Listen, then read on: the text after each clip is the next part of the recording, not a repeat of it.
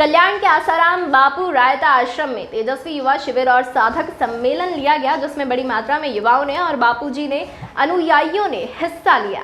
युवा पीढ़ी जो संस्कारों से दूर जा रही है, उसे रास्ते पर लाने के लिए बापूजी के विचारों को युवाओं तक पहुंचाने के लिए इस कार्यशाला का आयोजन किया गया था।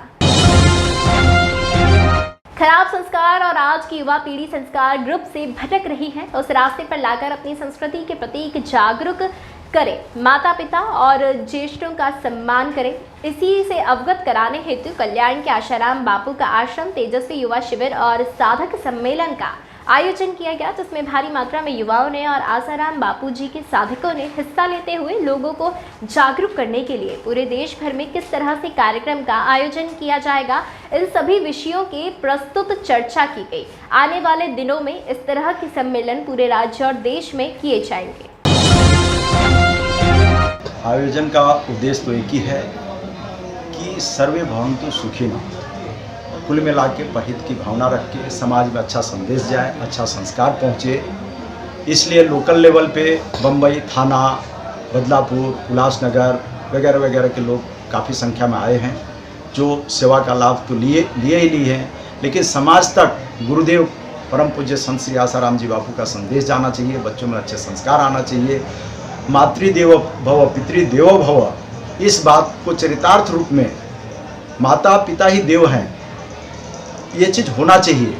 ये संदेश जन जन के मन तक जाना चाहिए, ये हमारा मेन उद्देश्य है।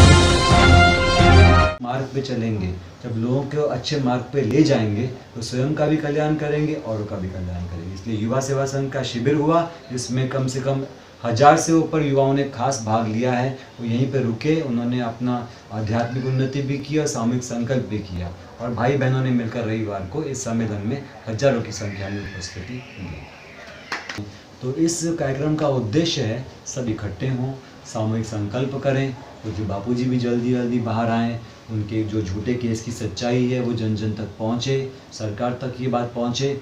एक झूठे केस में इतने बड़े संत महापुरुष जिनके आज करोड़ों शिष्य हैं और आज भी सेवा में लगे हैं, आज भी नाम जप करते हैं, आज पूरे 8 साल में बापूजी के जो करोड़ों शिष्य हैं, उन्होंने आज तक एक चींटी को भी कभी नुकसान नहीं पहुंचाया। मनुष्य या किसी गाड़ी या किसी अपनी सरकार की किसी पब्लिक प्रॉपर्टी को नुकसान करने की तो बात बहुत दूर की बात है, जबकि उनके सदगुरु आज बिन कारण वहाँ पे जेल में है। तो ये जो संदेश है वो है कि बापूजी निर्दोष हैं, उनकी सच्चाई लोग जाने, समाज जाने, तो सरकार समझे और ऐसे निर्दोष संत को ना सताएं, उन्हें पुनः उनके आश्रम में आने का ऐसा का जो युवा सम्मेलन यहाँ पे जो आयोजित किया गया, क्या क्या लाभ मिल रहे हैं आपको? लाभ तो वैसे हम लोगों को बहुत कुछ मिला है, लेकिन एक चीज़ हम लोगों को यहाँ पे सीखने को मिली है कि धर्म और संस्कृति की रक्षा करने के लिए कौन आगे आएगा। उसके लिए ये एक फैक्ट्री की तरह मिला है। ये भी क्या हमारी भारतीय संस्कृति और जो विदेशी संस्कृति है उसके बीच हमें डिफरेंस बताया, और हमारी भारतीय संस्कृति जो जितनी महान है उसके बारे में हमें पता है कि क्या कितना इम्पोर्टेंस हमारे भारतीय संस्कृति। जैसे कि हम सब युवा मिलकर बहुत कुछ कर सकते हैं, एकजुट होकर बहुत से काम कर सकते हैं, यही युवा की शक्ति है। हमारी जो भारत की है अगली पीढ़ी के बारे में कैसे उनको उसका विकास होगा, और जैसे खाने का हमारे तन और मन पर कैसा प्रभाव पड़ता है उसके बारे में भी हमें सीखने मिला। जो बापू से जुड़ा हुआ युवा वाणी, बर्तन और विचारों से आपको अलग ही मिलेगा, उसकी अभाव और प्रभाव बहुत ही ज़बरदस्त होगी।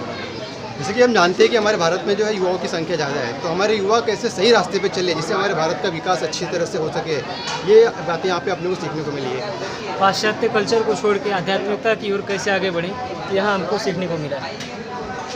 युवा सेवा संघ से सदाचार और अपने धर्म के प्रति तटस्थता कैसे रखनी है, ये यहाँ पर सीखने का बहुत अच्छा अवसर मिला था, प्लेटफॉर्म मिला है। जी धन्यवाद। कोई घोषणाबाजी देंगे गुरु जी के लिए? भारत माता की जय! भारत माता की जय!